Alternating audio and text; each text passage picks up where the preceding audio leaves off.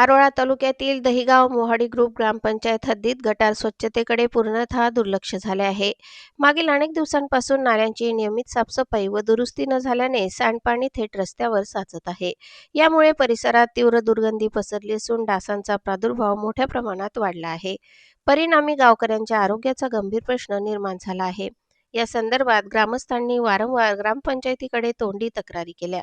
मात्र सरपंच व ग्रामसेवकांकडून कोणतीही ठोस कारवाई करण्यात आलेली नाही.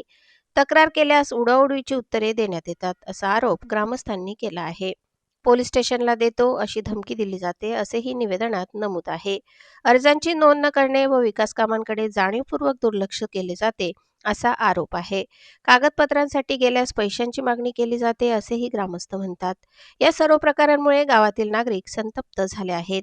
शबरी माता संघटना व ग्रामस्थांनी एकत्र येत तहसीलदार, गटविकास अधिकारी पारोळा तसेच जिल्हा परिषदेचे मुख्य कार्यकारी अधिकारी यांना निवेदन दिले आहे. गटारींची तातडीने साफसफाई करावी व दोषींवर कारवाई करावी अशी ठाम मागणी ग्रामस्थांनी प्रशासनाकडे केली आहे.